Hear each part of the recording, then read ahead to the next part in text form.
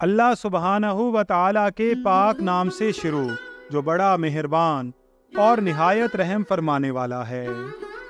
ناظرین اکرام، ایک روز حضرت سید اشرف جہانگیر سمنانی رحمۃ اللہ علیہ دلی کی مسجد میں نماز فجر ادا کرنے گئے۔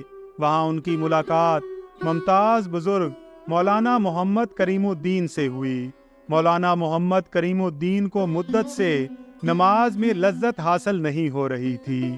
وہ سجدے میں حضوری کے خواہش مند تھے۔ مولانا صف میں سید اشرف جہانگیر کے ساتھ شانہ جوڑ کر کھڑے ہوئے تھے۔ جب نماز شروع ہوئی تو مولانا کریم الدین کو یوں محسوس ہوا کہ ان کے پاؤں زمین پر نہیں ہیں اور کعبہ شریف ان کے سامنے ہے۔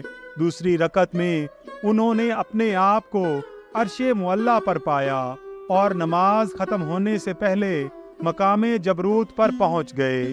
نماز جب ختم ہوئی تو مولانا کریم الدین کی حالت غیر ہو چکی تھی۔ آپ کو سید اشرف جہانگیر نے سہارا دیا اور فرمایا کہ مولانا، لذت سفر میں ہے، قیام میں نہیں۔ ایک جگہ کھڑے رہ کر تو حیوان بھی تنگ پڑ جاتے ہیں اور آپ سالوں سے ایک جگہ مقیم ہیں۔ مولانا محمد کریم الدین نے سید اشرف جہانگیر کو ایسا سمندر کہا کہ جس کا کوئی ساحل نہ ہو، اور آپ وہ شہباز تھے کونین جس کے بازو ہوتے ہیں۔ ایک دفعہ حضرت سید اشرف جہانگیر بھنڈو چلے گئے۔ یہ جگہ چھوٹے بڑے مندروں سے بھری پڑی تھی۔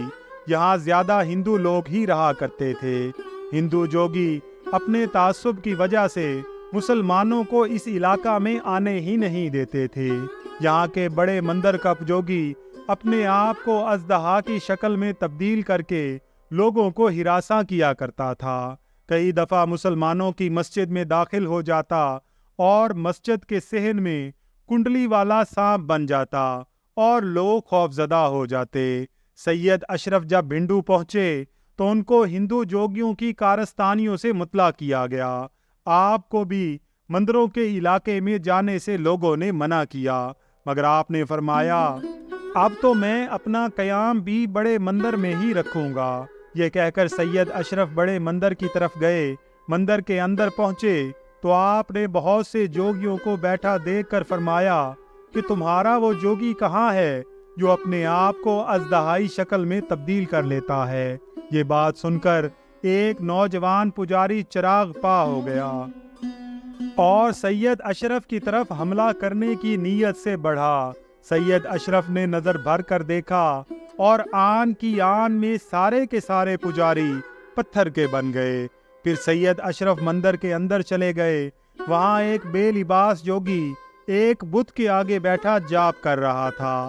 آپ کی آہٹ پا کر غصے سے آپ کی طرف مڑا اور نہایت بدتمیزی سے بولا کہ تم نے میرے چیلوں کو پتھر کا بنا دیا ہے، اب میری تپسیا میں مخل ہونے آ گیا ہے، آج تم یہاں سے زندہ واپس نہیں جاؤ گے۔ سید اشرف مسکرائے اور فرمایا کہ تم ایک با کمال پنڈت ہو مگر ابھی نامکمل ہو۔ یہ بات سید اشرف کے منہ سے نکلی ہی تھی کہ پنڈت نے چمگادڑ کی طرح مندر کے ستونوں کے درمیان اڑنا شروع کر دیا۔ سید اشرف نے مسکرا کر فرمایا کہ تم اژدہا کے ساتھ ساتھ چمگادڑ کا روپ بھی بدل لیتے ہو۔ یہ کہنا تھا کہ پنڈت ایک حقیر کیڑے کی شکل میں تبدیل ہو کر زمین پر گر پڑا اور تڑپنے لگا۔ اب سید اشرف کو اس پر ترس آنے لگ گیا۔ آپ نے اس کو سیدھا کیا اور وہ اس طرح اپنی اصلی شکل میں واپس آ گیا، مگر اس کی تڑپ دیدنی تھی۔ وہ فوراً سید اشرف کے قدموں میں گر گیا اور آپ کے ہاتھ مسلمان ہوا۔ آپ نے اس کا نام کمال پنڈت ہی رکھ دیا۔ بعد میں اس کے 500 چیلے بھی مسلمان ہو کر سید اشرف کی مریدی میں داخل ہو گئے اور وہ مندر ایک بہت بڑی خانقاہ میں تبدیل ہو گیا، اور اس کا قصبہ کا نام بھی مسلمانوں کی اکثریت کی وجہ سے کثرت آباد رکھ دیا گیا۔ آپ جس حجرہ میں سلوک و عرفان کے درس دیا کرتے تھے اس کو دارالامان کہا جاتا تھا۔ یہاں بڑے بڑے علماء اور مشائخ حضرات تشریف لاتے اور علم کے چشمہ صافی سے شکم سیر ہوتے۔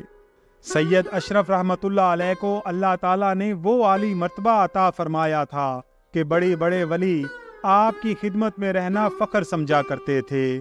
آپ کے درس و تدریس کو نہایت شوق و لگن سے سننے کے لیے دور دراز سے لوگ آیا کرتے تھے۔ آپ نے لوگوں کی بھلائی اور فلاح کے لیے بہت سی خدمات سر انجام دی جو ناقابل فراموش ہیں۔ بنارس کے ایک مندر میں پتھر کا ایک بت کچھ عجیب طریقہ سے بنا ہوا تھا۔ جب وہ آنکھیں کھولتا تو پورا مندر جگمگا اٹھتا۔ اس کو دیکھنے کے لیے ہندوستان کے طول و عرض سے ہندو یاتری اس مندر میں آتے۔ سید اشرف جب بنارس تشریف لے گئے تو آپ نے بھی اس مندر میں جا کر اس بت کو دیکھنے کا ارادہ کیا۔ جب آپ مندر میں داخل ہوئے تو وہاں کا بڑا پجاری جو کہ سید اشرف کی ریاضت و کرامات سے واقف تھا آپ کو اندر لے گیا۔ بت کی روشنی پھیلانے والی آنکھوں کی شوبدہ بازی دکھائی اور کہنے لگا کہ دیکھیے، آپ اپنے ان دیکھے بھگوان کو مانتے ہیں، جبکہ ہمارا بھگوان پتھر کا ہے، پاک صاف ہے اور ٹھوس ہے۔ سید اشرف اس کی باتیں سن کر مسکرائے اور بت کو دیکھا۔ ان کا دیکھنا تھا کہ بت ریت کی مانند زمین بوس ہو گیا۔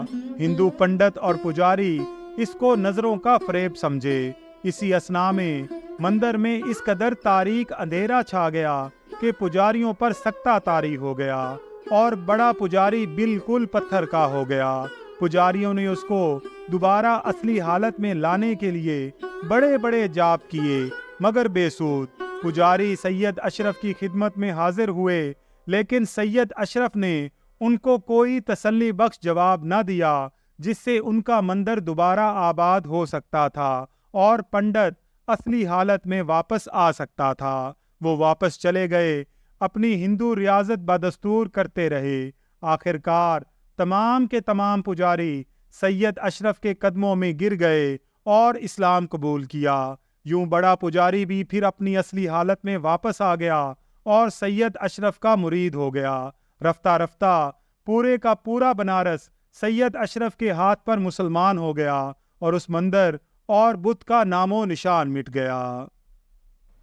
حضرت سید اشرف جہانگیر کی خدمت میں بعض حاسدین ایک زندہ شخص کو کفن پہنا کر لائے اور حضرت سے درخواست کی کہ نماز جنازہ پڑھا دیجیے۔ ان لوگوں نے یہ مشورہ کیا تھا کہ جب نماز کے واسطے تکبیر ہو تو مردہ اٹھ کر حضرت کو سلام کرے اور کہے کہ حضرت دیکھ لیں آپ کی کرامات، مردے کو آپ زندہ کرتے ہیں۔ اس طرح حاسدین نے حضرت اشرف جہانگیر کا مذاق اڑانے کی ٹھان رکھی تھی۔ حضرت کو پہلے ہی نور باطن سے معلوم ہو گیا تھا کہ یہ لوگ مذاق کر رہے ہیں۔ پہلے تو آپ نے نماز جنازہ پڑھانے سے انکار کر دیا۔ جب حاسدین نہ مانے تو آپ اٹھے اور اپنے ساتھیوں کو لے کر نماز شروع کی۔ جب تکبیر ہوئی اور مردہ نہ اٹھا تو ان حاسدوں نے پاس آ کر دیکھا تو وہ شخص مردہ تھا۔ یہ کرامت دیکھ کر وہ لوگ بہت روئے پیٹے اور اپنا قصور معاف کرایا۔ جب حضرت نے ان کا قصور معاف کر دیا تو مردہ زندہ ہو گیا اور وہ لوگ اپنے ساتھی کو لے کر واپس لوٹ گئے۔ شیخ کبیر سرہر پوری تحصیل علم سے فارغ ہو کر کسی جگہ مرید ہونا چاہتے تھے۔ ایک رات انہوں نے خواب میں دیکھا کہ ایک نورانی چہرہ اور لال رنگ کے ایک بزرگ نے انہیں بیعت کیا ہے۔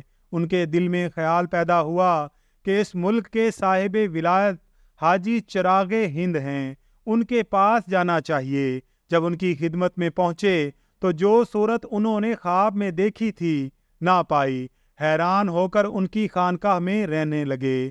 جب میر سید اشرف جہانگیر سمنانی کی ولایت کا چرچا ہوا تو وہ ان کی خدمت میں حاضر ہوئے اور دیکھتے ہی پہچان لیا کہ یہی بزرگ ہیں جس سے خواب میں انہوں نے بیعت کی تھی۔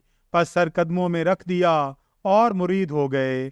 حضرت شیخ نے اپنے اصحاب کو مخاطب کر کے فرمایا کہ یہ وہی بچہ شیر ولایت ہے جس کے متعلق میرے شیخ نے بشارت دی تھی۔ میں اسی کے انتظار میں تھا۔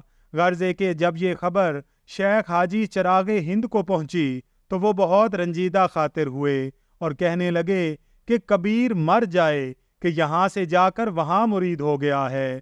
جب سید جہانگیر نے یہ بات سنی تو فرمایا کہ اے بیٹے کبیر، فکر مت کرو، تم ایک دن پیر کبیر بنو گے، لیکن میں نے جو کچھ تمہارے حق میں کہا تم بھی ان کے حق میں کچھ کہو۔ شیخ کبیر نے کہا کہ پہلے حاجی چراغ مرے گا۔ چنانچہ اسی طرح ہوا، پہلے شیخ حاجی چراغ فوت ہوئے اور اس کے 5 برس بعد شیخ کبیر نے رحلت کی۔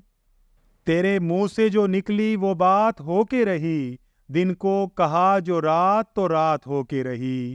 ناظرین اکرام، ویڈیو پسند آئی ہو تو اس کا اظہار کمنٹس میں ضرور کیجیے گا۔ اللہ تعالیٰ سے دعا ہے کہ اللہ تعالیٰ حضور اشرف جہانگیر سمنانی رحمۃ اللہ علیہ کے صدقے ہمیں بھی راہ ہدایت پر استقامت عطا فرمائے۔ آمین یا رب العالمین۔